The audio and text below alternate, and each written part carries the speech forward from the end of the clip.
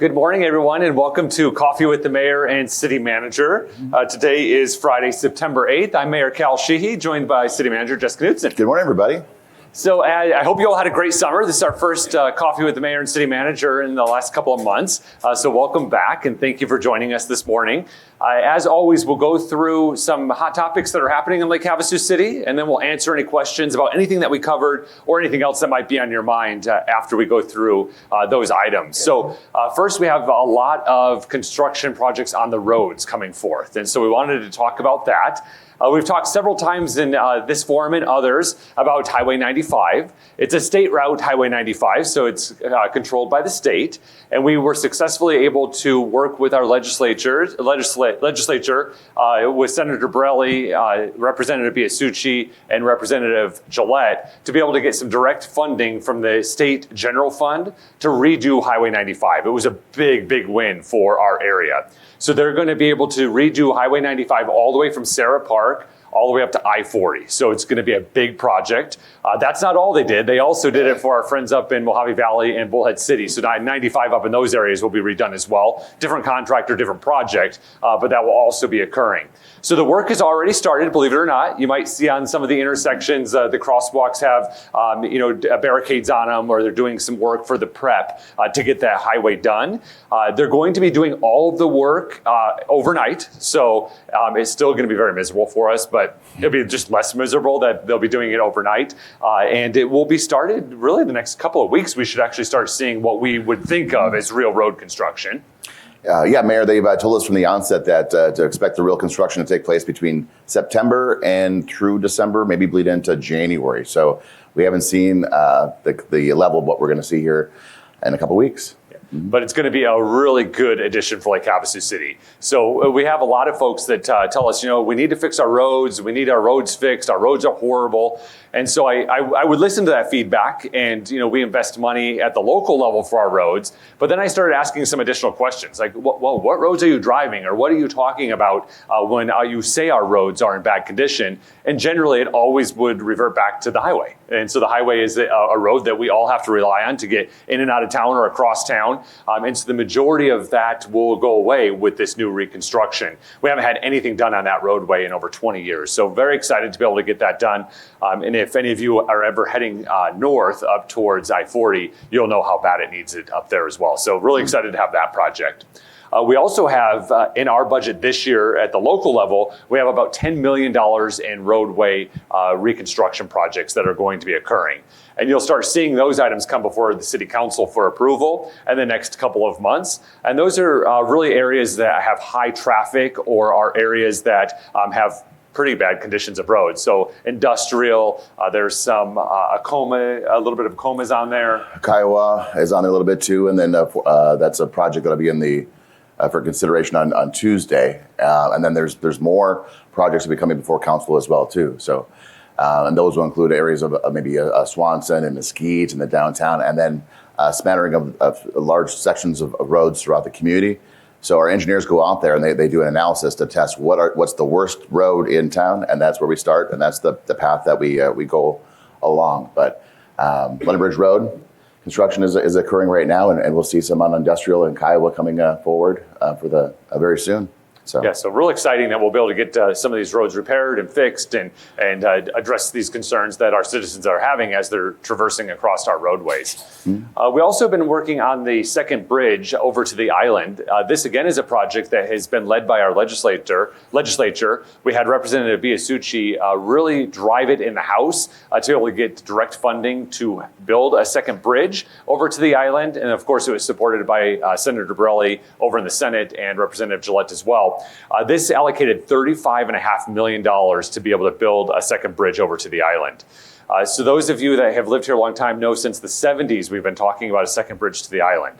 So I don't know if that was Mr. McCulloch's conversation or not, but we've been talking about the need for that for many, many years. And so 2 budget cycles ago at the state level, Representative Biasucci was able to get us $200,000 to be able to do a study so we could plan based on the land uses of zoning and the general plan on the island. what the traffic counts would be at full build out of whatever that looked like. And then what would the need be for infrastructure to be able to get over to the island and have proper safety corridors for us to have access both ways. That study is underway right now. So Jess and his team are leading the efforts on what that looks like. At the end of that study, we'll be able to have an idea to understand exactly what the cost will be for a second bridge. So Jess, I don't know if you want to talk about kind of that process, then we can talk about the second bridge funding. Yeah, sure. So we're talking about a project, and it's a little out of order, right? So bear with us as we kind of describe that process. But right now, thanks to Representative Biasucci and the legislature, we have $200,000 we're spending now to as a part of a feasibility and maybe an initial design, which will include some cost estimates for the second bridge. And so that'll be underway. I mean, what does it look like? How many lanes should it be? There'll be analysis and also in terms of the population on the island. Because whether or not Lake Havasu City needs a second bridge, that should be based on data and information analysis. So what's that growth of the island look like, and what does that access require to make sure that there's a safe passageway back and forth from the island for those living there and those visiting the island? So that's a big part of that conversation. If it ends up getting connected to Highway 95 and it comes off of McCulloch, those are 2 5-lane roadways. So should the bridge be 5 lanes? Those are some of the things that just initial conversations we're having now in terms of what that might look like. What are the impacts, both positive and negative? What are the impacts to the channel area? What's the impacts to the recreation aspects with the boating community in that vicinity? The businesses in the area, et cetera, et cetera. So a lot of that is occurring, and then almost like in a parallel conversation, these are happening at the same time. The $35.5 billion, that we got through legislative Representative Biasucci's efforts will be there to get a better understanding of the total picture in terms of actual implementation. So the verbiage from the legislature talked about there will be $35.5 million for the construction of the second bridge. ADOT didn't know, is that our project? And we're saying, well, if you don't know if it's your project, we'll talk to you. We'd like to take that project on, have probably a better approach when it comes to budget and costs and getting it done within the confines of our finances, but also something that our local residents would be, proud of. Yeah, so we'll be able to have community engagement and citizen feedback on what the bridge looks like, where it goes. Just to give you some alignment, we have the right-of-way across the state park, so Windsor State Park, Windsor 4. A lot of our major events happen in that area. This could be a blessing, or it could be an issue for our events there, but it might provide some shade covering for some of our events as the bridge kind of goes over the Windsor 4 area. Yeah. Or it might impede where you might set up some of your vendor booths. So at least we can have a visual on that and have that conversation. Yeah. We'll also be able to, then we'll go across the channel and we'll align kind of parallel to Crazy Horse, and then it'll connect into Beachcomber as far as the roadway to then get you onto the island. But we'll be able to have all of those conversations. Now, when we get direct funding from the state, it has to be done in the form of a bill. So it's legislation or a law that has to go through. And so as Jess had mentioned, it wasn't really clear who would be administering the project. That wasn't written into the law. But what was written into the law is that we have to use that money within 5 years. Yeah. So we're moving very, very quickly to be able to get this project moving and moving forward. Use it or lose it. Exactly. Yeah. And we do have some commitment from Representative Biasucci that as long as we're moving in the right direction, which we are at a rapid pace, that he would do his best to be able to extend that if we needed to. But again, he's one member of our legislature. He would need support from his colleagues in the House, his colleagues in the Senate, and then the governor's signature. So, it does get a little bit complicated. So we're moving as fast as we can to be able to do that. But we encourage you to be engaged in this process and let us know your feedback as those outreach opportunities occur over the next several months about that second bridge.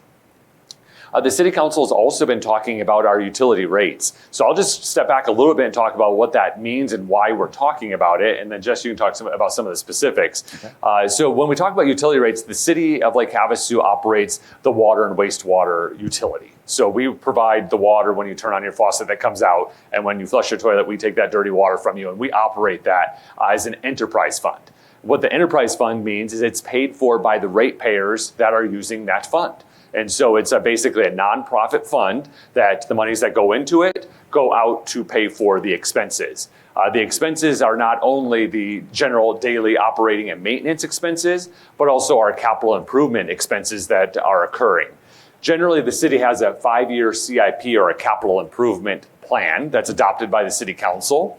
Jess and his team went out and looked at 10 years of infrastructure on the water and wastewater fund to ensure that we had the proper accountability and proper infrastructure planned, and that we had the right monies available. So when you have an enterprise fund, we don't want to charge more than we need, but we don't want to charge less than what we need. We just want to charge what we need, and that's what the ratepayers are paying. Ratepayers are also taxpayers and also citizens, but in this case, since it's an enterprise fund, we refer to it as ratepayers because that's how that fund is fully utilized. So back in the early days, so back to Mr. McCulloch, before we were incorporated as a city, Mr. McCulloch was a genius, as we all know. That's why we're here, because of his vision and the things that he set up. But he set up an irrigation and drainage district way back in the 60s. And the way he was able to do that is he put a sod farm out on the island to create this irrigation and drainage district, which later allowed for a property tax of the property owners in Lake Havasu City that at the end equated to $5.7 million that went towards our water fund. So it offset our water rates by $5.7 million. So when the citizens of Lake Havasu City voted to incorporate Lake Havasu City in 1978, the IDD was set to expire. However, at that time, there was still debt that the IDD owed, which was debt from the original and initial sewer infrastructure down in the first housing tract. So Swanson, Smoke Tree, all of those areas that had that initial infrastructure. Councils long before us refinanced that debt because it did contribute $5.7 million to the water fund. The debt was set to expire in 2020, and we allowed it to expire. It didn't make any sense to continue to refinance $20,000 just so we could get $5.7 million in annual revenue. But it did allow us to have community conversations about what we wanted to do with this enterprise fund, with the ratepayers to pay those areas. So we set about and did a rate study in 2020. We adopted that rate study, and that rate study at the time was really focused on cost of delivery of services. So what does it cost per user type for us to provide those services, and that's what we would charge. When we did that, it impacted our multifamily homeowners tremendously because they were paying a smaller base monthly fee than single-family residential or our commercial customers. And so the council in October of 21 revised that plan to give the HOAs or the homeowners that live in multifamily situations more time to evaluate how they would be able to adjust their budgets to cover the water and wastewater rates. We said at that time we would give 1 year so that we could get it based on seasonality.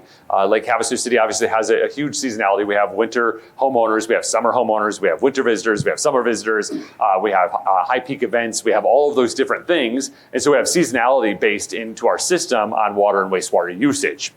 So by taking a look at that, as well as looking at what our total needs would be based on the new rate structure, because the rates really do impact the way people use their water. For example, those of us that have lived here a long time might remember winter quarterly averaging, which is where we took the average of 3 of the 4 months in the winter, and that set base rates for our entire year. And so when we talk about changing behavior, we had citizens that would not shower at home. They would shower at their gym facility. Or we had folks that would not invite their family home for the holidays because they did not want them taking a shower in their home. And these are stories that were repeated to us over and over from different citizens throughout the community. And so rate structure does impact behavior of water usage. And so we want to take a look at what all that looked like. That gets us to October of 2022. In December of 22, we hired Willdan to look at our water and wastewater system again, to take a look at the 10 years of projects that Justin and his team have identified as needed capital infrastructure and based on some rate structure. This time we've had several outreaches, not that we didn't in 2020, but 2020 was a little bit of a different time. Not everyone felt comfortable in public meetings, and not everyone felt comfortable connecting in public settings or those types of things. So just a little bit of a different time. But we did a lot of outreach, and we've had multiple HOAs represented, multiple families, commercial customers, single family residential customers, lots of outreach. And the council has given direction to Willdan to do two things. One, let's focus on water conservation. Obviously, water conservation is so important to this region. And we've been good conservators of water over the years in our area, but that's a main focus for us, especially since the tier droughtage, tier 2A drought was called last year. It's now, because of the great weather we had last winter up in Colorado, it's now been dropped back down to a tier 1. But all of those conversations, conservation was really important to us. And then the second one was cost of delivery of service. So it's only fair that you're going to pay what it costs to deliver those services to you. And for those of you that just have like a single family home or something like that, what that means is, like, for a restaurant, it takes more chemicals, it takes more time for us to manage the wastewater because of the grease that comes through and the dish pits and those types of things, the grease traps that they have. Those types of things are how you do it based on the level of treatment you have to do to the water or wastewater as it comes through our system, based on whatever the use is. So the council had a discussion at our last meeting and with the public, and had great feedback about that. Our meeting on September 26th, we will be adopting a rate structure. Currently, the conversation with the council is an implementation date of like November 1st for all users across all fronts. That's where the conversation was at our last meeting. It certainly will change by September 26th, so we encourage you to engage with your elected leaders or attend that hearing if you have any specific feedback about that. But I kind of gave you the 30,000-foot view. I'll turn it over to Jess to talk maybe about some of the details you put into that to get us to where we are today. Yeah. Who knew there was so much of a story behind that number you get once a month when you pay your water and sewer fees, for the city? But there's a lot of history. There's a lot of background. There's a lot of analysis, a lot of thought that goes into just merely collecting enough rates to pay for the operation of the system. It's illegal for the city to take those monies and spend it anywhere else. We have to, with the rates we collect for water, is the revenues we use to pay for the water system. And that's capital projects, that's replacing the pipe and water line and laterals, miles and miles of that each and every year as part of a replacement program. We're there to respond to breaks at 3 a.m. And so forth and so on with our personnel and equipment and resources that we have there. And then on the sewer side, it's the same way. The rates that the city collects as part of the sewer fund, those monies have to be spent on the operation of our wastewater system. We have 3 wastewater plants in Lake Havasu City, and there's a lot of great things that we do in order to mitigate smells and odors and to process a grade A effluent at the end of the day. So that's something that we can be proud of. Cities also has an injection well at the north side of the community that we use the effluent to inject back into the aquifers that over many decades and years will have a natural filtration process that'll find its way down to the aquifer.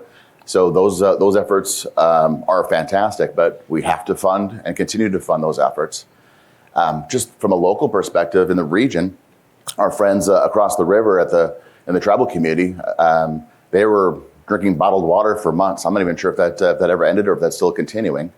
Saw the headline and didn't read the article too closely, but last week, not in Kingman, not the city of Kingman, but one of the districts outside of Kingman, they issued a boil alert. So they're boiling their water before they drink it. We don't want anything close to any of those things in Lake Havasu City, so we need to identify the funds it takes to operate a high-quality water system, high-quality sewer system. But we need to be smart about it and how we spend those funds, make sure we're conservative and financially responsible and so forth. So that has to continue. So we, as a team, as we present this to council, we identify 10 years worth of costs. And we scrutinize, like, do we need this? Do we not need that? What year? Maybe an upgrade to the system or one of the plants in year 3. And then there's a plan in place that identifies that. And then we take that number and give it to our consultant. And then they identify the fee aspect of what we see on a monthly basis. And then we give it to council and say, here, let's have some conversations in terms of equity and fairness across the system, make sure that we're listening to the residents, whether single family, multi-use, commercial side of things throughout the community, But there's going to be an increase. We have to. We went 10 plus years in Havasu without raising water fees or sewer fees, which is a good thing. But now it's time for us to take a close look at what does the future hold for us. Council's well aware, staff's well aware, but you start looking at our fund balances over the course of the next 5 years. If we continue with operating the system to the degree it needs to be operated, we'll be in the red here in, call it year 3. So in the red, that means we don't have any more funding in those funds to operate. We knew that walking into it, council's well aware, but we want to make sure that we do it right and put a plan into place that's going to sustain us. So a lot there, right? Utility rates, quite a boring topic, but again, there's a lot of thought, a lot of analysis, and a lot of careful care that goes into this to ensure that we implement something that makes sense.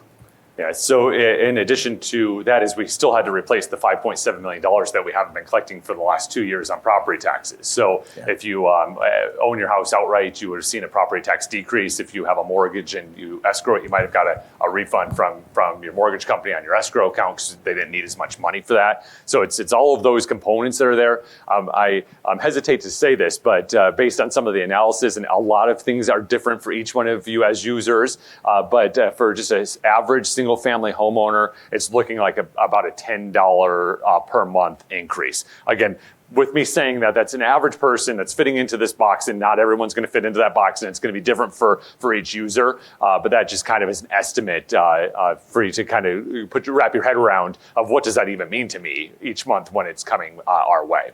So now we'll. Okay, yes. One more thing too. What does all this mean in terms of the use? The new structure is adopted by council as presented. The more water you use, the more you're going to pay. So you're going to see more of a variation every month. So if you turn off that faucet when you need to turn off that faucet, take shorter showers, those types of things, whether your irrigation takes place or not, you're going to see much more tied to, your bill's going to be tied to usage. So, which is great for water conservation. Yes. And the more you use, the more you pay. Makes some sense there too, right? Yes. All right, we'll shift over to land use, a couple of land use areas. It's the City Council and our Planning and Zoning Commission spends a lot of time on ensuring that the general plan, which is a voter-approved document that basically sets land use within our community, and then we have a zoning code underneath that to make sure the zoning for those land uses are all adhered to. We had some pretty large projects that are either coming up or have been discussed in the news over the last 30 days or so.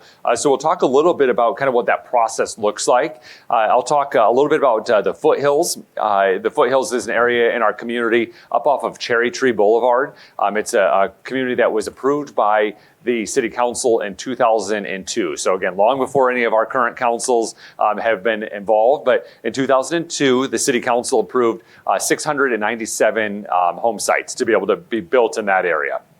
And they're currently edging to the point where they have identified or platted the lots for nearly 697. I think there's about 60 lots left, but they're in the plan. They just haven't platted yet.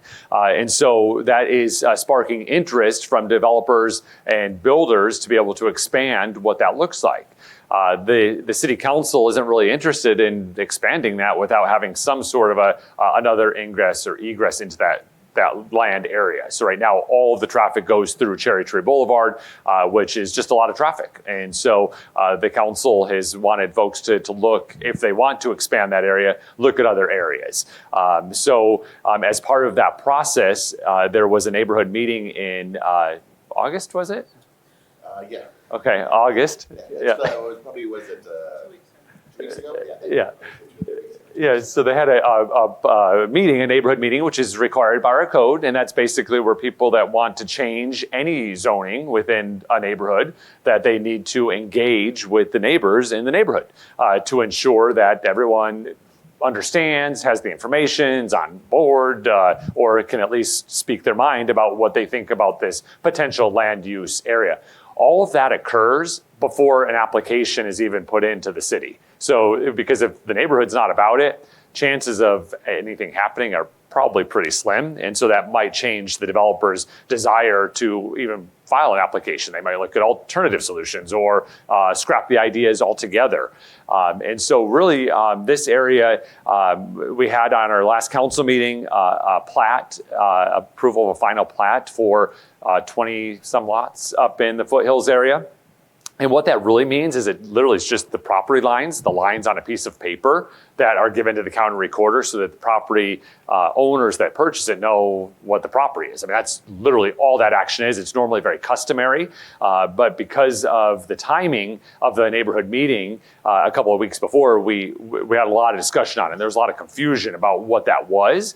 But we wanted to talk just a little bit about why we have those public meetings and why we encourage the public and the neighborhoods to be involved in these land use actions. So just, I don't know if you want to talk a little bit about kind of what that process is and why that occurs. Yeah, for sure. It's vitally important for the success of Lake Havasu City for the council to have. Okay, that was There you are. Yes. It's a vitally necessary and so important for the success of Lake Havasu City for the council to have the information that they need to make the most informed decision possible. It's also vital that the community has an opportunity to collect their thoughts and present that information to the council as part of that process. So really, what are we talking about? It was a couple council meetings back now, maybe 2 back, where we had a lot of people from the Bison neighborhood that came to the council meeting, and they were hot. They were mad. What is the council even thinking about doing right now? And that reaction came from a developer and the property owner in the area hosting a neighborhood meeting that the city is not involved in. We require it. You have to go into the neighborhoods and have conversations, present your plan, and try to find some middle ground if necessary, or see what that looks like. So they did that. The information that was relayed to the neighborhood didn't go over very well. I think it was a half-hour meeting, and I think everybody just kind of left without any more additional information than what they came with. But the thought at that point is like, oh, the city's doing this, the city's doing this. No, what the city is doing is requiring that developer to have a conversation with your neighborhood, take that information and be one of the dozens of things that the council uses to make an informed decision. So wanted to talk about that a little bit this morning too, because those meetings are good. So when someone's coming to your neighborhood and posting that you're within 300 feet or this project can occur within your neighborhood, we want to solicit your feedback. And again, one of the things the city does as part of that process is require that owner builder to have conversations with the people in the neighborhood and bring that information back to the council. And so those meetings, when Jess says that the city has nothing to do with it, except that by code it's required that step is followed, we don't even know when the meeting's at. We don't know where it's at. We're not invited to the meeting necessarily. It's not published in a newspaper. None of those things. And so when some of that criticism comes back that the city is doing this or the city is making this happen, we don't potentially even know. There's not an application in with the city that we're not invited. We don't facilitate. Some of the neighbors that go to these meetings are upset that the city's not there, but nothing's happening. There's no action in front of the council right now. This is the opportunity for that neighborhood to be very specific about their land uses and their neighborhood, and either find common ground, as Jess said, or let it be known that they are very supportive of it, or they are not supportive of it at all. And that's what that whole process goes. So you'll see some of those things, because once it happens after all this, they file an application, they still have to go through planning and zoning if they want anything to change, which is a council-appointed citizen commission. It then has public hearings there. It then has to come to the city council in front of the full council with public hearings there. So there's lots of steps and public engagement that will occur after those pieces happen as well. So coming up, we have a state land auction here in Lake Havasu. And so it's important that we talk a little bit about what state lands are and what their relationship is to Lake Havasu City. So Arizona, when we became a state, so at statehood, the federal government gave land holdings to the Arizona State Trust Land. And the land holdings are set for 12 beneficiaries. The most and biggest use is the K-12 education system. And so the land department is responsible for managing land across the state of Arizona that's in their portfolio. And the entire goal of the state land department is the best use. So when we say best use, you and I might think like, yeah, maybe a Costco should go here, or maybe You went there. a school should be there. That's not what they think. They think the highest dollar value to the beneficiaries of their trust. So the K-12 system. And so it kind of gets, we have a great partnership with state lands and good relationships, but they're constitutionally mandated to get the best value of their property, which is dollars for their trust beneficiaries. So it can obviously impact communities because our goals won't always be aligned. And like Havasu City, the Arizona State Trust land has some really strong land holdings within our community. Land holdings that us as citizens believe are ours and that are public lands that our citizens have used for decades, but they are Arizona State Trust land. So like the Body Beach area, most of all of the shoreline of the island, all state trust lands. And so even the developed areas on the island, so Crazy Horse, Islander, Nautical, Beachcomber, those are all state trust land leases. So they have a lease with state trust lands, but they own that land. If you want to use those lands, you're actually supposed to have a permit from there. I think it's $25. You can go onto their website to purchase it. Otherwise, you are trespassing. And I'm sure if you're an off-roader or you use any of their land holdings, you've driven by or walked by signs that say, you're trespassing. And so, but we've done it for all of these years. And now that there's interest in folks to purchase their land holdings, we have several of them that are coming up. One coming up on September 28th, which is, we refer to it as 88 acres. There just was a revision in the public notice in the newspaper last week. It's now 91 acres, but it's the area, excuse me, that is the former Nautical golf course. So it's on the island. It was the golf course in that area, and it's going up for auction. The way that auctions occur is on a courthouse step. So literally you have to go to the courthouse, Mojave County Courthouse up in Kingman, and you are bidding. So I take this, I take that, I take this, and at the end of the day, whoever's the highest bidder gets that land or the lease, depending on what's up for auction.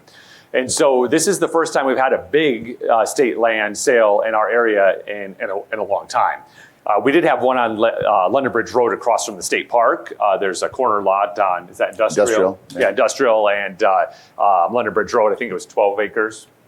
Not for sure. It's right at the 10 acre-ish. You're probably right on 12. Somewhere, yeah. and that was in 2020. So that wasn't as, no citizens really use that area ever in our area, that it's really a remarkable space for there to be a lot of community involvement in that lease or that purchase of land. So this one is happening on the 28th, and the current zoning follows the property. But whoever buys that property is going to ask for a rezone of some sort. We don't know what that would be, but they have to go through the process and that public process that we all would have to go through if we have to do a land change. But what that is going to do is the council on Tuesday at our meeting is going to have the conversation about what is important to us as a community when it's about the shoreline. And so obviously open access to shoreline for citizens is very, very important to any community that has shoreline access at all.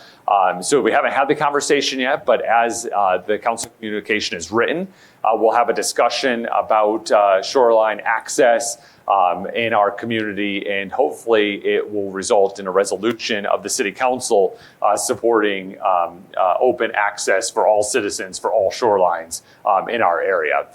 That's hopefully what the conversation is going to be. I would think so, but until the conversation happens, I can't say for certain that that's going to be what that's going to be. But that is really important to us. Now, not only do we have those holdings along the shoreline of Arizona State Trust land, we also have stuff to the east as well. So as you get up into the mountains, there's land in that area that would connect to Lake Havasu if someone were to purchase that land and successfully get it rezoned for some sort of development. And that lands up by kind of the Bison. Most of it's up by the Bison foothills area, and then between the airport and Havasu proper as well. So, if I can, because. For those that may be like new to Arizona, new to Havasu, or just have enjoyed the amenities that surround Havasu for many decades, we come to think like the state land trust.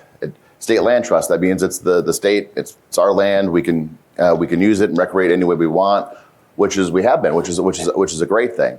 But Mayor, as you indicated, the Arizona Constitution mandates that the state land department gets maximum value out of the auctions on this land. So it's a little bit of a jolt to go from this is land that I've enjoyed over the years to the state land is going to sell it. Someone's got to stop this now. That's the process. There's some tools and mechanisms that the city can use to mold that process the best way we can to have the best impact possible with the neighborhood and the residents. But that's a transaction through the Arizona Constitution between the state land department and the highest bidder. Again, on land that maybe we in Havasu have enjoyed for many years. So that's certainly part of that process as we get to that point. So, and I guess the other point I'd like to make is that we have a lot of feedback coming from the community. Council do this now, council do this now, city do this now, stop it, buy it. All these types of things that these conversations are just get kind of thrown out. But you have to remember, as the council, mayor and the council are well aware, the biggest leverage the city has in terms of development of a property such as this is through the zoning process. So as you indicated, the auction comes up in a couple of weeks. We don't even know who the owner is. Then if they buy it from State Land Trust through the auction process, then they're going to have to develop a plan. They're going to have neighborhood meetings and talk to the people in the area. And for that whole process that we described for the Bison Foothill area, that all kicks in. There's a public component, many public components, P&Z, staff review, council will look at it inside and out. But at that point is where the leverage from the city takes place in terms of what does that area look like? So we probably not to the point where it's like, we need a Costco on the island.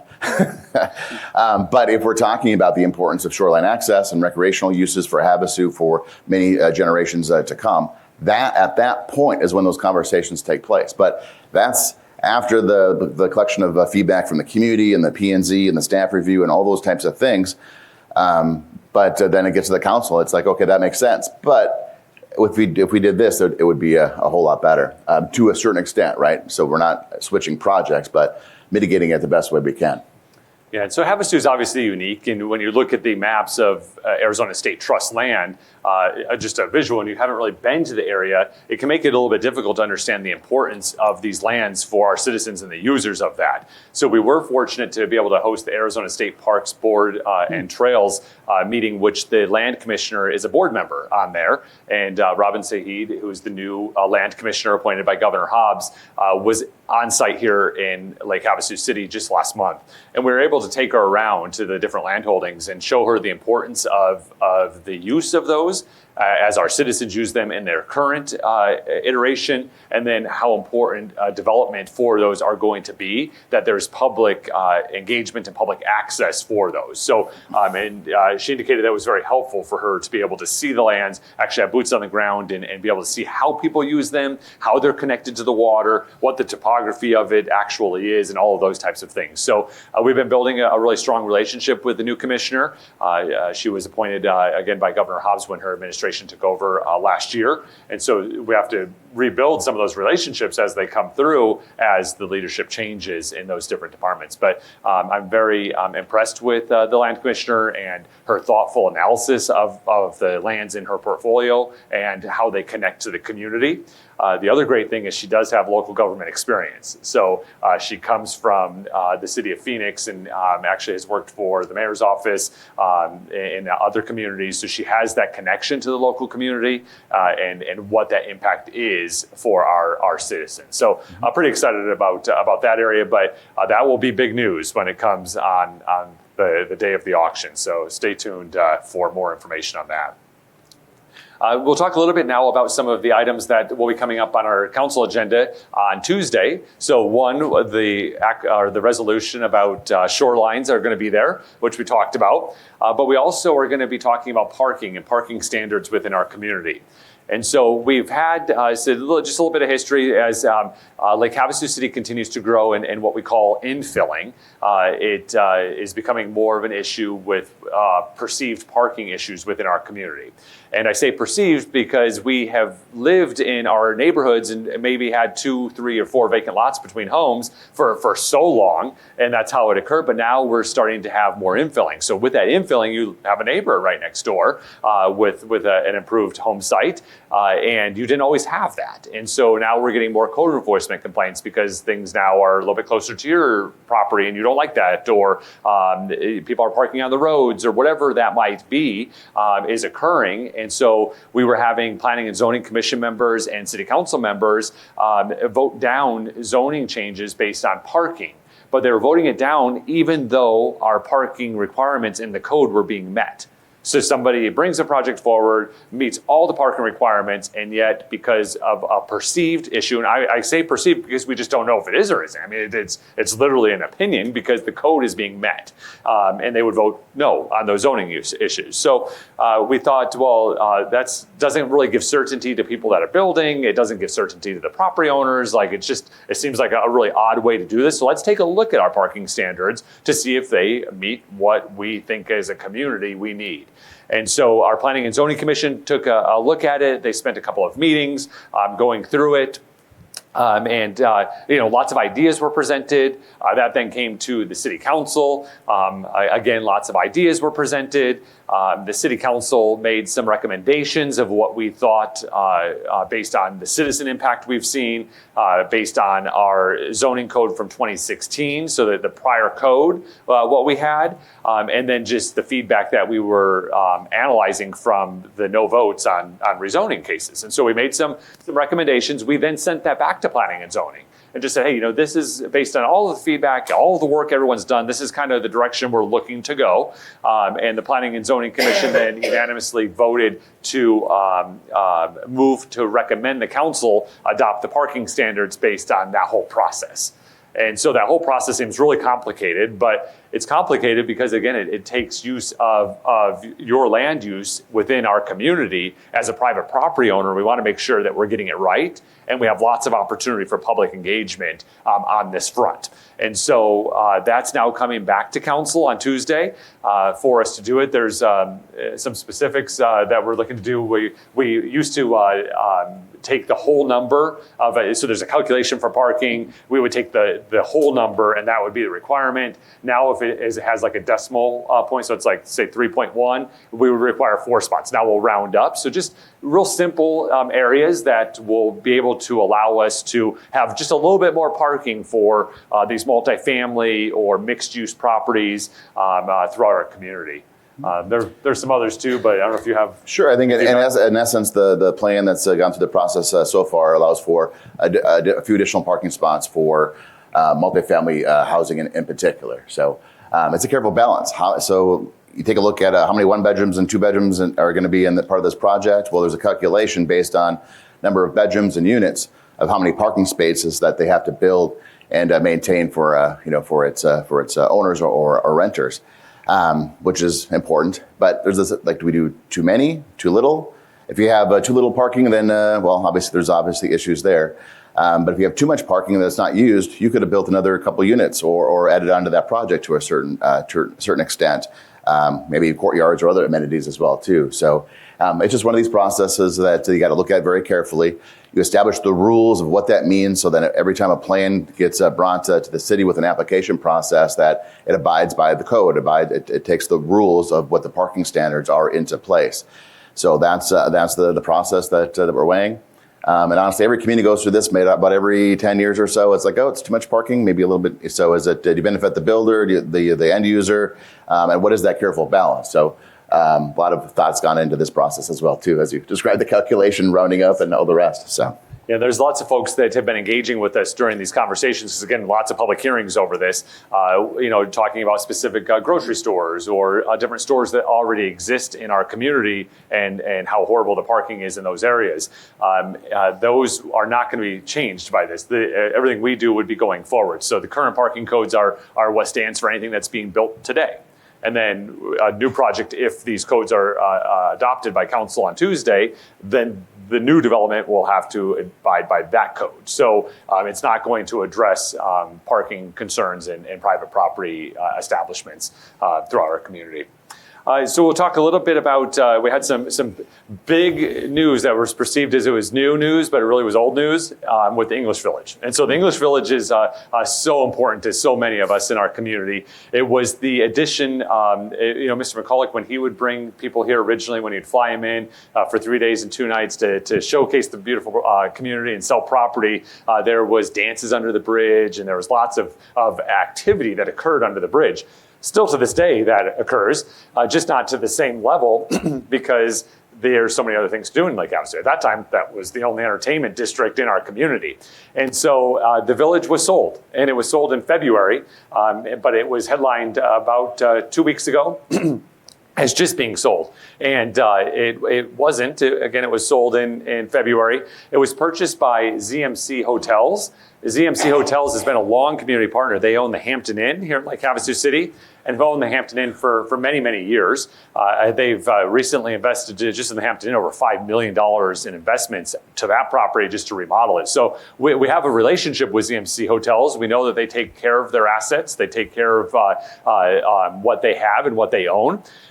They purchased the village, which includes the Holiday Inn Express. And that wasn't really clear in the headlines or in the body of the articles that were presented at the time.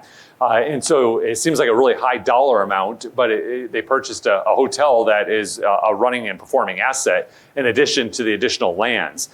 So approval currently on that land site is room for another hotel. It was the Hilton the Homewood Suites by Hilton was initially approved. They were actually going to build that hotel before they built the Holiday Inn Express. Back in 2017? In 2017, yes. Okay. And so they started to go through the process. They went into engineering. They realized the cost to build the Hilton Homewood Suites was going to be more than they wanted to spend at the time. And then they moved over to the other site and built the Holiday Inn Express instead. So what is approved there are 2 hotels. One's already built. The other hotel, which would go where the old theater building was or towards the shoreline, it's a vacant dirt parking area, I think is what it's being used for now, between the casino ferry and the chair. And then the rest would be retail.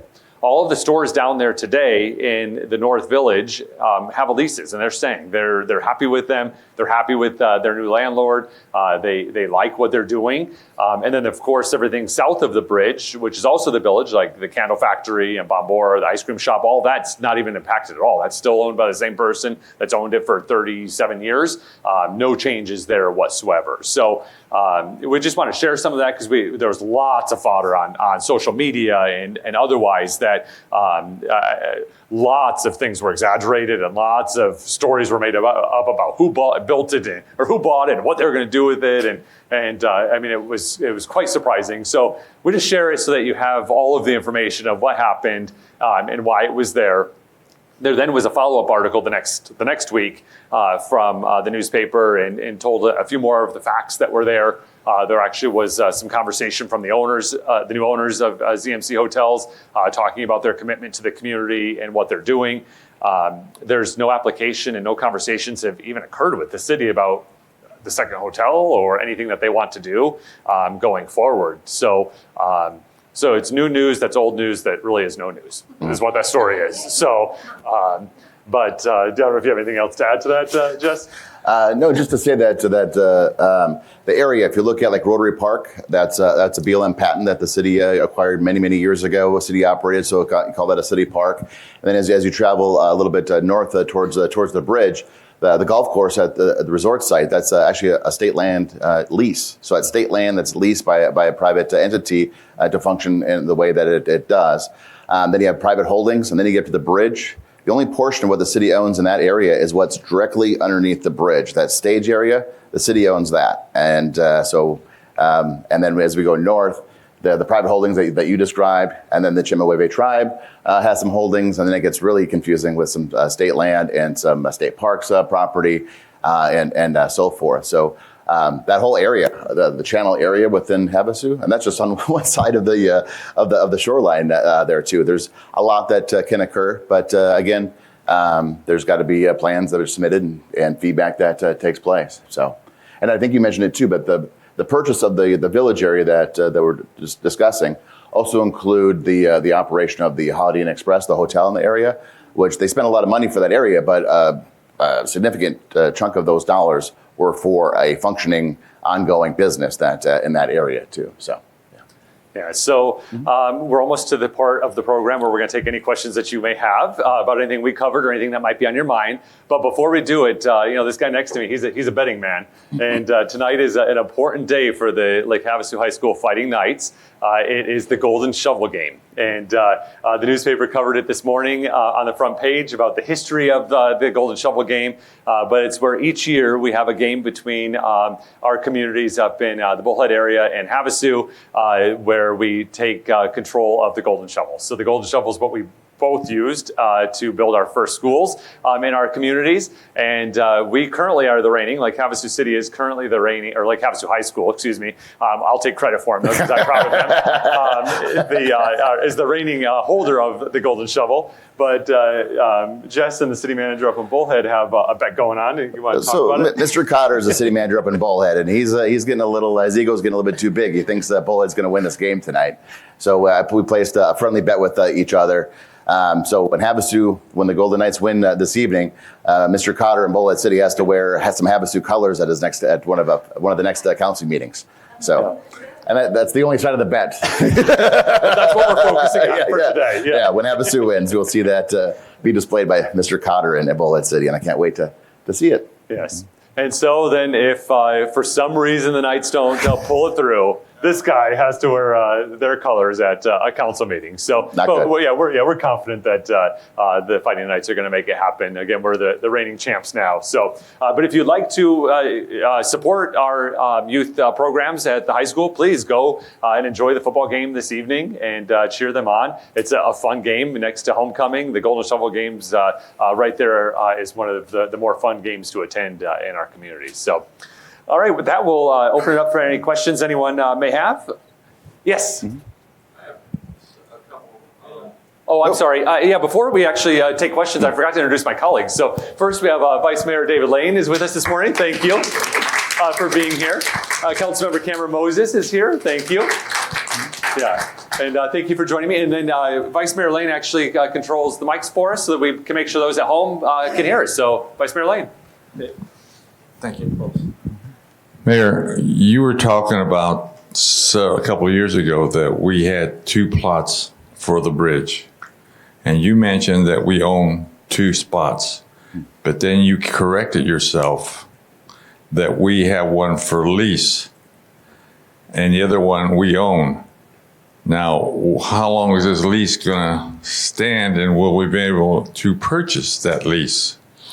Yeah, great question. So the question is about where the bridge is going to start and where it's going to end. So on the mainland side and on the island side. And Dave is right. We believed that we purchased the island side of the land because it was a big number and it was on our books. It was on our books as an asset that we were paying debt towards to pay it off. And so we believed that. And we all did. Yeah, everyone did. I mean, that's just, it just kind of makes sense. It's on your books. You're paying a payment for it. Why would that not be? But then once it became a reality with the leadership of Representative Biasucci that the bridge was going to be funded, we had to get to work to how were we going to make that happen. That's when we realized that the city council purchased the right-of-way from state land department on the island for a considerable amount of money, but that is in perpetuity as long as the use is what we said it was going to be, which is a roadway.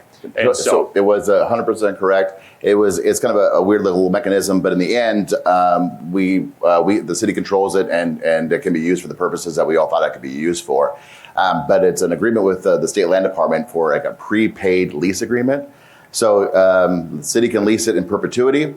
There's no monthly or yearly payments. You have to pay all that money up front. And I don't remember the exact number, but it was several millions of dollars that the city was paying debt off that just cleared up maybe 4 years ago. So that's on the island side. If the city uses it for anything other than its purposes, such as a right-of-way or a roadway or a bridge, or somehow tries to mine the property or some other stuff that's out of the equation, then the city would lose the rights to that property. But those are things that we're not even close to even thinking about doing. And then on the mainland side, we have a right-of-way with the Arizona State Parks. And so that is one of the first things I did when I became mayor, probably why we were talking about it those years ago, is to get that right-of-way that goes through the state park system. And that will also be in perpetuity if we build the bridge. If we don't build the bridge, then we would have to go back through that process of getting the right-of-way there. So the answer is we don't own either the mainland side or the island side, but we do have rights and perpetuity to be able to use those as the right-of-way for our bridge access. One more second. Yeah, Vice Mayor Lane. The other question, putting to the bridge, we're saying 35.5 million for the cost to rebuild this bridge. But the citizens of this city, are they going to be charged for more taxes on this particular bridge? Yeah, so right now it's the funding is coming from the general fund of the state of Arizona. So as that is, we all are Arizona residents and we're paying taxes, and their money doesn't just fall off from the sky. So the taxes we're already paying into the state government is what we're getting back in this front. But there's no discussions that I've had or have heard that there's going to be a toll or that we're going to have to increase taxes. In fact, we've talked with our legislative leadership that if $35.5 million is not enough, we're going to need the state to step up and finish the project that they've committed to. So we don't anticipate that being an issue here locally, but as new information comes available, that could change. But I can't imagine that we would be increasing taxes for the bridge. We'll change the subject. Back to the population, you're building more houses, but how are you going to maintain and take care of these people? We're coming up to a time, if you live here, you can't see a doctor. Our hospital is overrun. Build more houses, parking or no parking. People are going to start dying on the parking lot of the hospital and stuff because they can't see them. They can't take care of anybody. Yeah, great question. And I just want to preface kind of how you framed that question is you. Yeah, you are building more homes, or the city's doing this, or the city's doing that. That's not how any of this works. So the city has a general plan that's adopted by the voters for land uses within our city boundaries. And then we have underlying zoning support that is supported by that general plan that's voted on. So we have private property holdings within our community. People own that land. As long as it meets what the zoning is, they can do it. For example, last night on social media, I saw somebody say, can you believe the city's building another AutoZone? Well, the city's not building another AutoZone. There is a second AutoZone that's coming into our community. It's on the north end of town near the mall, but it was a commercially zoned piece of property that obviously these folks that have the investment think it's going to make them some money. And so they can do that. So what our job is at the city is ensuring that we do proper planning. Yeah. And so we are, from a planning perspective, we use our general plan, again, adopted by the voters, as our overarching goals to ensure that we have proper planning put into place. Now, I know this is not a very popular statement to say, but I have to say it because it kind of frames where we're at. And the citizens of Lake Havasu City, and this is my hometown. I went to high school here. I mean, I've lived here a long time. But we have enjoyed some really amazing opportunities in our community because we had overbuilt infrastructure. And that's the unpopular thing. But we had overbuilt infrastructure. We have these really wide road expanses. We had traffic lights where you didn't necessarily need traffic lights. We had our capacity at our water treatment center and our sewer system are overbuilt for what we now are experiencing with the infilling that I talked about a little bit earlier. And so now it's annoying that we have to wait through a traffic light or two, but it's not really a traffic problem and again, I'm from here, so I don't even go to the north end of town because it's too far of a drive for me. I'm one of those. So you get like how local I really am. So I mean, I understand that piece, but then when it comes to medical facilities, that's really, really important. It's critical for our citizens to have good access to medical care. And so what we've done at the city is we've helped with the planning process. So we work with partners in the medical community to want to come to our our area and provide these services. So again, we don't use tax dollars to incentivize a practitioner or a care provider to come here, but we can help with maybe J1 visa support letters to get providers here. We helped with the VA. So the VA is currently in about a 5,700 square foot facility. They're now going to be moving to a 23,000 square foot facility over on Park Avenue near Mulberry and Highway 95. That's going to increase the services they have to offer. With that increase in services, that will take those citizens out of the other areas that they might be using now, making space for other users that need to be there.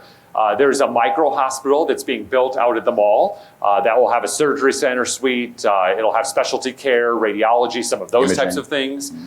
So that will be helpful as we expand. And then the hospital, we have a new CEO that started in January. He's familiar with rural healthcare, has some Arizona experience out of the Yuma area, and also was a care provider. He was a nurse, and so he understands kind of what that all looks like. And what we have there. So we have to build through, we don't have a community hospital. We don't have a hospital that's owned by the taxpayers or along those lines. Yeah, so the health department ran by the county is, you have county health centers, but cities don't generally do that. We act as partners. But one of the best things that we can do as citizens is champion our community. So, so often we want to tear down the community. About, we don't have this, or we don't plan for this, or we don't do that. Anyone that moves and is going to uproot their family to any community is looking at all that stuff you guys are all writing, and they're deciding if they want to move their family here or not. And that is how we all collectively can help do that. So, we're trying to do what we can when it comes to healthcare. We do planning. We have our Planning and Zoning Commission. We have our Metropolitan Planning Organization, which talks about intermodal, transportation sectors. We do lots and lots and lots of planning. And some things fall flat because they don't go into fruition. Like we might have a plan for a large employment center, and then maybe that property gets rezoned and it's something else. So then we have to make and adjust plans from there. Mm-hmm. I don't know if you have any additional thoughts on that. If I can, I think the conversation stems from the fact that I grew up in Havasu. I love Havasu. I see it growing to an extent that I don't recognize it any longer. And so I can understand some of that sentiment. But as you indicated, as you go back when Robert McCulloch, he designed Lake Havasu City. So why does a map of Havasu look like somebody threw a bunch of spaghetti noodles at it? Robert McCulloch. Why do we have the right-of-way that we have, and why the certain cul-de-sacs and how that formation? You look at a map; it's all designed by McCulloch from the very beginning.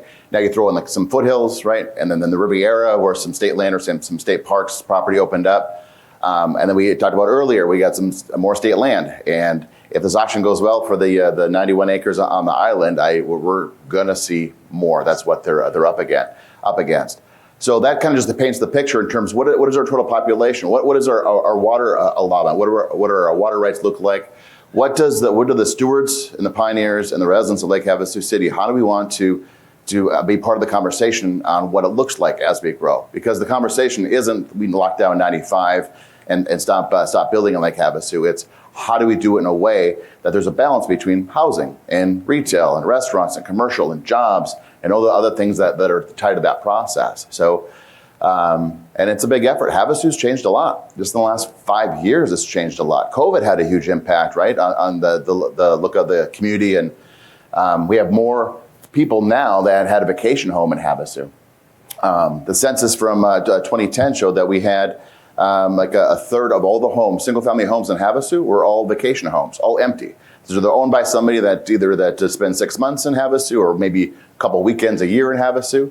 And then COVID hit. A lot of people started moving to Havasu. The house that they only vacation in now is their permanent residence, and then maybe they sold their other residence. So all of that is Havasu's growing. There's lots of things happening, whether it's medical services, veterinarian services, daycare services. We hear things for the kids to do. When you speak about those things, then people are going to go, hey, if there's a need for it, maybe I should invest some money and provide that service in Havasu. So, but yeah, it's as we grow, we need to be part of that process and what that looks like. What's that balance look like? Yeah, and specific to the medical community, that challenge is not just locally here in Lake Havasu City. It's across the nation. There's, baby boomers are retiring at rapid pace every single day, and they didn't have enough kids to replace them in the workforce. And so Lake Havasu City started to tackle that back in 2016 when we did the America's Best Communities competition. And our whole goal there was to solve demographic starvation. So basically trying to lower our median age so that we had younger workforce that was coming up and being brought up to take care of, doctors, nurses, veterinarians. I mean, it's the specialty cares services that we need, urologists, pediatricians. I mean, we have all of these challenges, and we're trying to build them up. But even medical schools, you can read some research that goes back to when the Affordable Care Act was put into place in 2009 on the enrollment for medical doctors. Well, to become a medical doctor, it's about 9 years of education. We're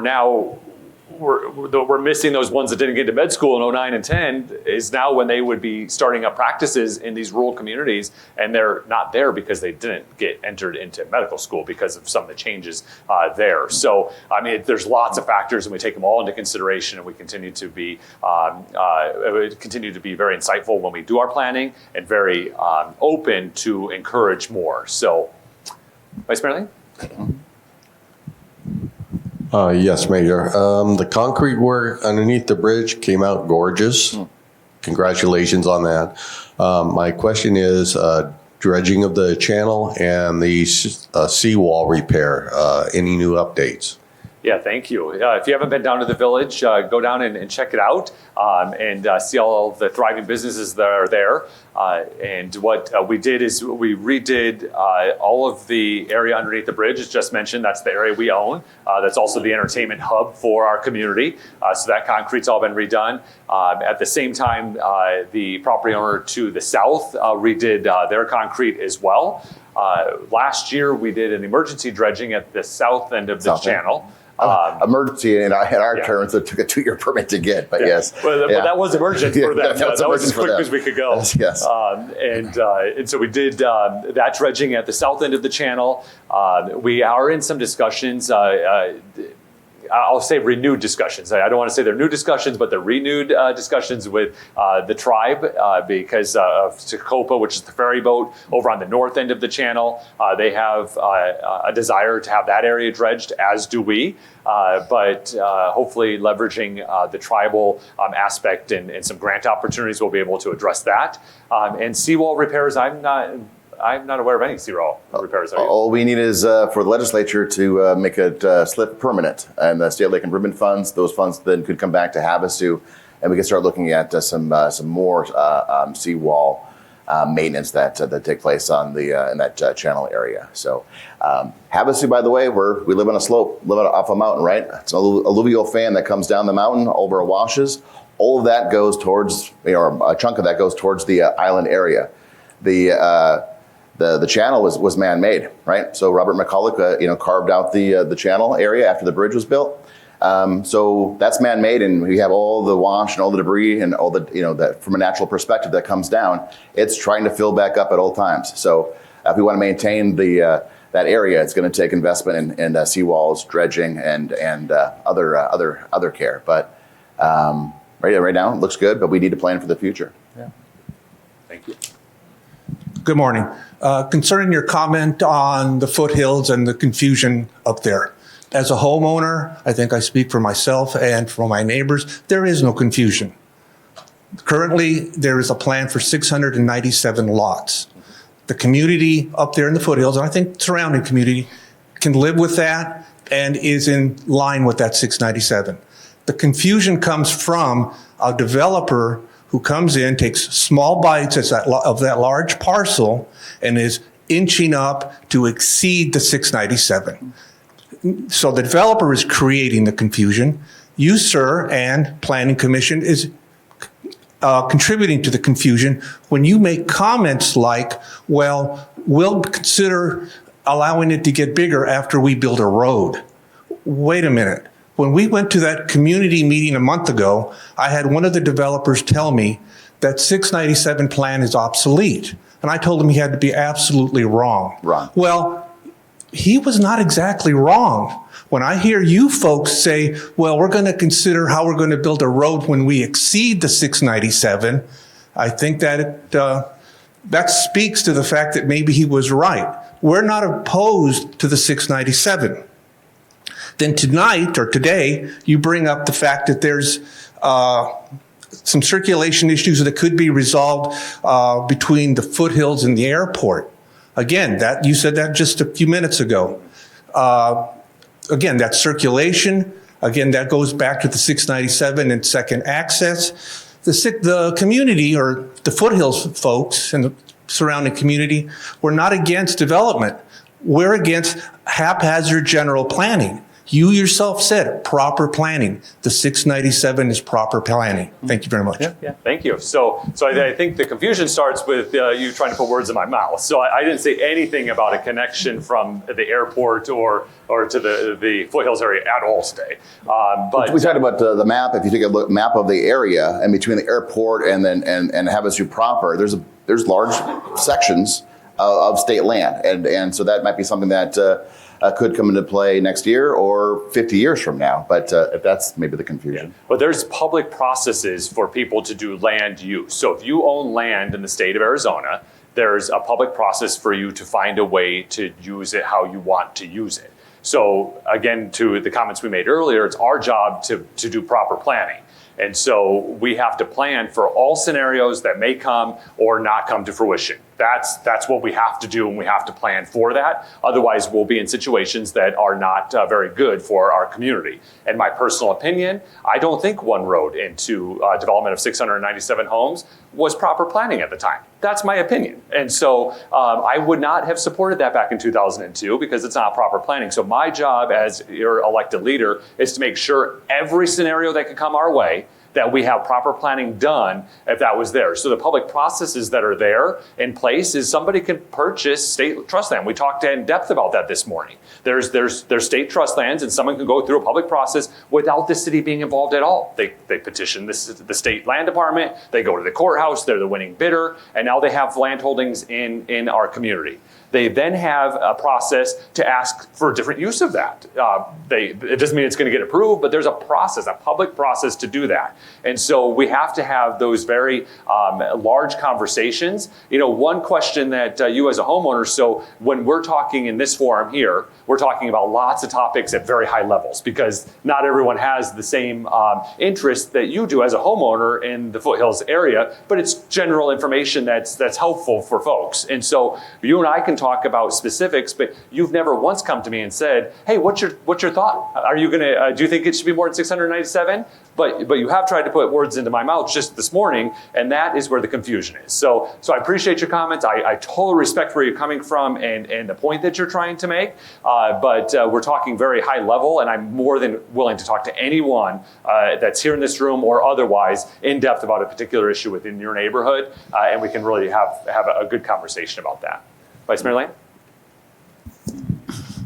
Good morning, Council and Mayor.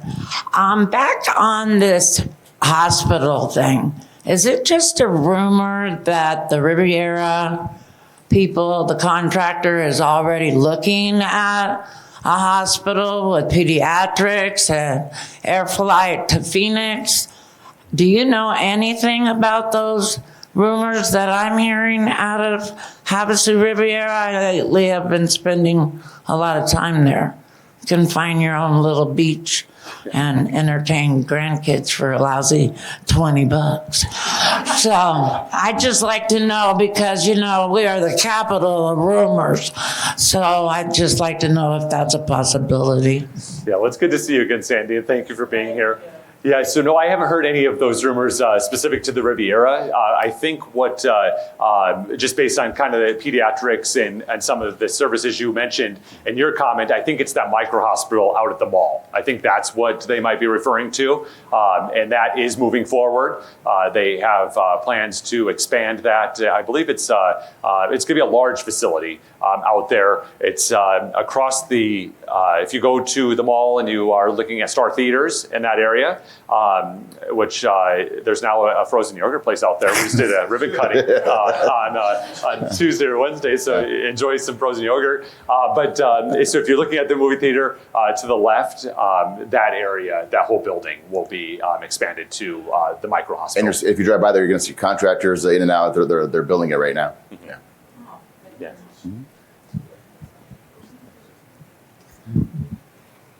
Maybe both you can answer this question. What's the population as of today? My other question to you, you, Mayor, said that you want to go to at least 97 to 100,000 people. 100,000 people?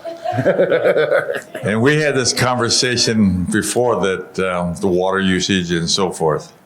But if you have that many people, would you be considered putting small checks in this area? And that's the more population you get, the more bureaucracy comes into the system. So can you answer those questions for me, please? Sure. So I think the theme is put words in the mayor's mouth. Is what's happening today. I got a few. Never did I say that I want 97,000 people. What I have said is that to put perspective based on the land uses or the land available in our community, in our water service area within our community. So the land that we have, we are very fortunate that we are surrounded by some federal lands that have no opportunity for development and use other than as public uses. So we know for sure that no one's going to It live would take there. an act of Congress literally for something to change with those properties. Absolutely. Act of So we Congress. know that no one's going to live there. Then we know the private holdings that we have that people own. And then we know the state trust lands that are there and potentially could be developed. That state trust land we know because we've talked again at depth this morning about the process. So based on that, it's estimated that we would have at full build out, that's every single person has developed their property at full build out based on the general plan, 95 to 100,000 residents. Now I caution because I hate to put a label to the number of residents that potentially could be here because then people say, well, is that full time? Is that part time? Is that winter visitor? I don't know any of that. I just know what we have to plan for. So I don't personally want that. I love the small town charm of Lake Havasu City. I like going to the grocery store and being able to know my neighbors and see each of you there. So I don't want to lose that. So, but we have to, again, plan properly. We know that these land holdings exist. We know that they're in private ownership. And at one point, we have to assume they're going to be developed. So by assuming that, we then plan our infrastructure accordingly. We make sure we have enough wastewater treatment plants. We make sure we have enough water treatment plants. Officers, firefighters, all the personnel that tied Roads, to it. traffic lights, synchronization of traffic lights, all of these things that we have to put, schools. I mean, we have to plan for all of these types of things that aren't even in our purview. But we have an elected school board. So all of our citizens elect a school board. They're responsible for the education of our K-12 students here in Lake Havasu City. But we have to work in partnership to ensure we have enough of them, enough schools, and there's enough planning. And we collectively, with that body and our body, there's land holdings in the community that the city owns that are investments that we have for future things that might come up, and there's investments that the school district has for investments in certain things that they may need to have in the future. So it's about planning. It's not that the mayor wants anything. It's just making sure I plan for what we have based on what's occurring, because if we didn't, we'll be in a really bad way. And these would be roads that you would be literally waiting through traffic lights 5, 6, 7 cycles before you even get through if we didn't have the right planning put in place on the front end. And so that's all I'm doing. I was trying to probably tell that story there. You don't hear me use the number of people very often because of the confusion that's around it. But internally, I still have it in the back of my mind because that's what we're planning for. And we have to plan. I would love for it never to happen, but we have to have the plan for it. So. Yeah. So that means you won't rezone the golf course on the island. So there was a comment real quick as Vice Mayor Lane makes it to the next person. Does that means we won't rezone land stuff? No, that doesn't mean that, because a private person, I believe in private property rights. Each of us have private property rights. If it's supported by the general plan, we have to do that. We can't take someone's investment, just like I'm not going to go to your house and say, that's just too many houses on this street. You cannot do that. We're going to tear down your house and you still own the property, but you can't live there. I mean, I'm not going to do that, just like I wouldn't do that to someone else that owns There's a property. conversation with like the auctions ownership, the zoning process, and the private property rights, which are very important. But keep in mind, you talked about checks. Yes, on when projects come before the city and they want to build an apartment complex, they want to build a commercial space that's going to generate foot traffic and so forth. that during that process, the city team immediately has conversations with the need for traffic studies. What's your water plan? What's the stormwater look like? All of these things that take place as part of that process to make sure that we're just, go ahead and build an auto zone. No, there's a whole lot of steps that take place to get to that point. What are the impacts to the community? So that's good planning that we talked about earlier. So there are some of those checks that you're talking about. We also talk about from a big picture perspective, what does that mean? But Havasu will grow, but to what extent, right? And we're like about 95% built out in terms of the available vacant lots out there. Go try and buy a vacant lot. Why are they so expensive? Because there's not many left. But what does that mean? Does that mean that then it drives state land sales? Does it mean that we see people tearing down I'm talking for like the next several decades. What's the big picture? What is Havasu going to be like when it grows up, right? Is it going to be more density because there's less land? We're surrounded by the water. We're surrounded by BLM eventually after state land. So, just a lot of things to consider from a short perspective and a long perspective. But on a day-to-day basis, there's traffic studies, there's water. We need all that information. Yeah. Hi. I had a question about the water going up Victoria Farms Road. I don't know the history of the planning of how the water is distributed throughout Lake Havasu, but why is EPCOR involved? And how come they put in a pipeline and now apparently they're saying they don't have enough water to supply the pipeline? So why isn't the city involved with that at all? Or are they? Yeah, great question. I'll get to the water in a second. I just want to talk a little bit about planning, since it's about planning of water too. But to Jess's comment about planning for Lake Havasu City, Robert McCulloch was a genius, and I'm not trying to take anything away from him. But he did not think the city was going to grow like it did, and that's why our industrial area is on Lakeside in the center. What is the center of town now?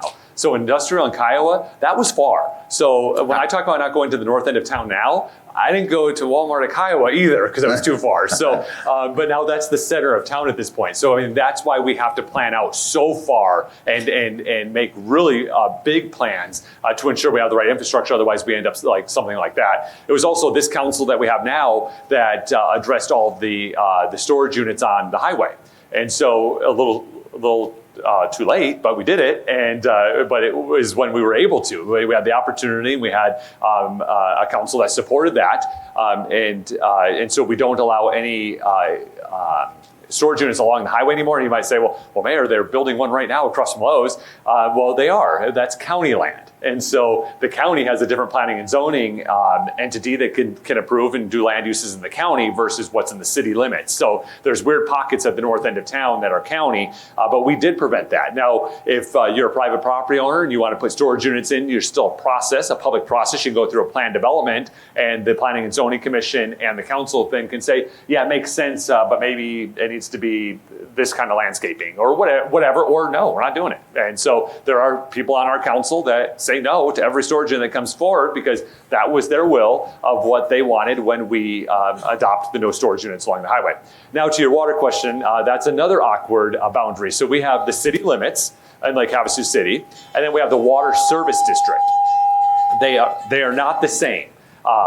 Over too close. They're not the same boundaries at all. So EPCOR is a private water supplier that is a for-profit system, and they do provide some water services in this area, most notably in like the Desert Hills area, and then this little pocket up of Victoria Farms Road. EPCOR has a history of not taking care of their infrastructure.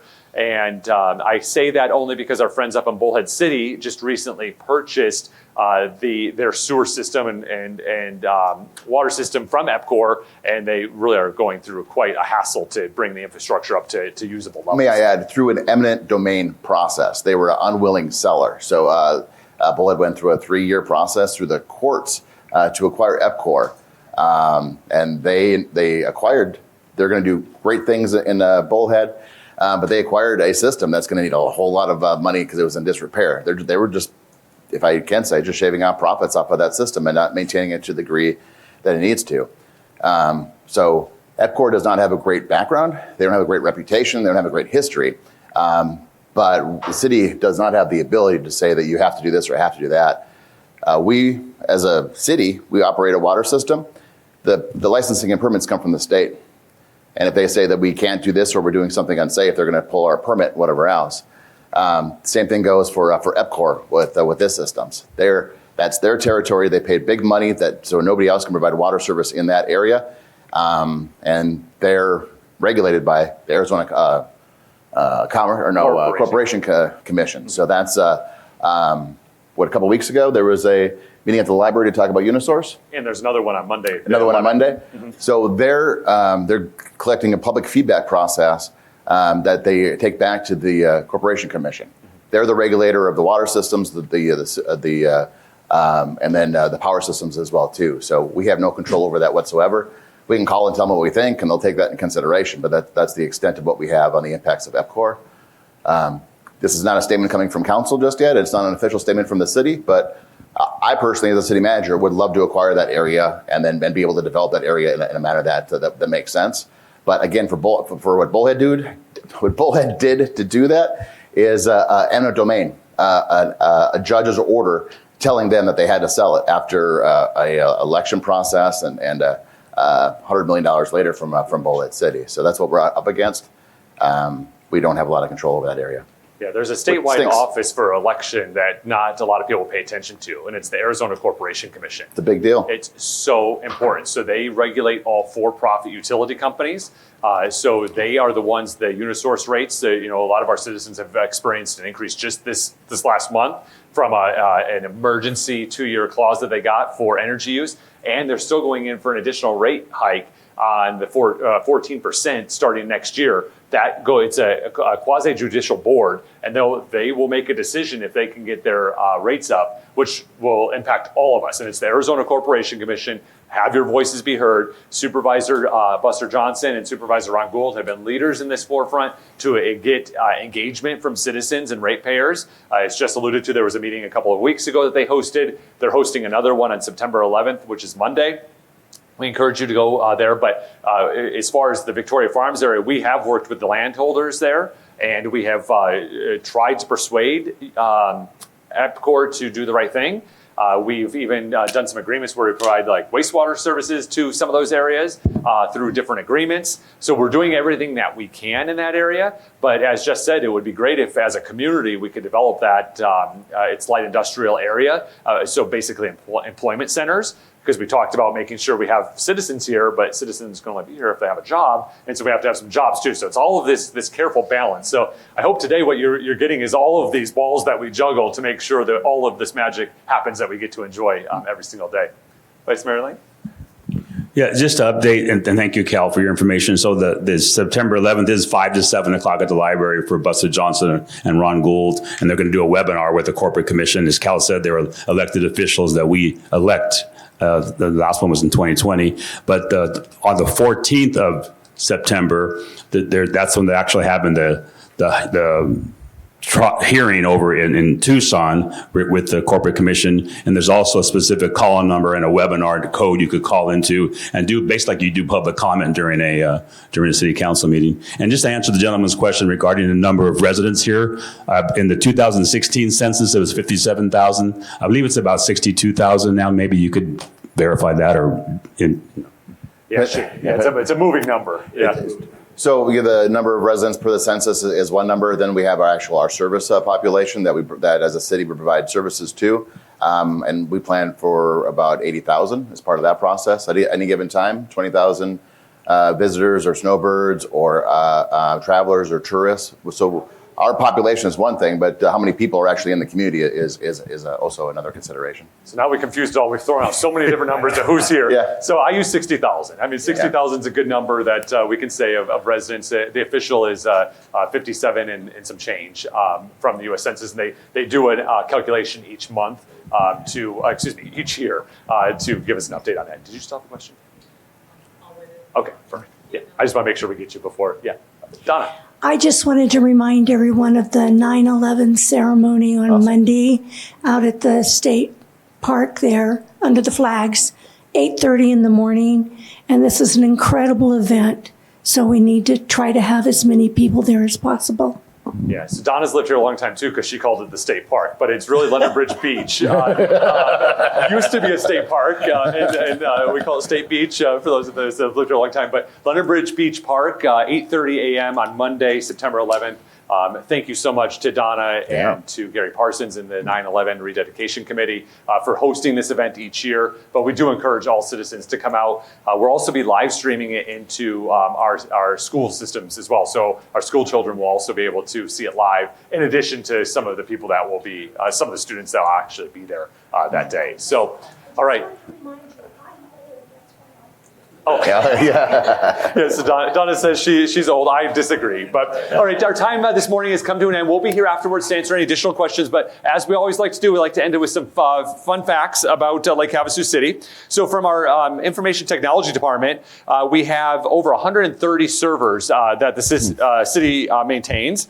We have 130 different applications and integrations between all those systems so that our public safety can talk to operations and roads and the like. They have all the IT has a networking team of 4, application services team of 5, computer operations team of 6. Then they also have admin and a division manager. They were awarded the Digital City Survey Award for 2022. So really great work that team does. That's national in the city. recognition. Yes, very amazing stuff. From Public Works, this is kind of fun stuff. We talked about water. Now we're going to throw out different numbers for you of what water means. But since January 1st of this year, the city has produced 2.93 billion gallons of water.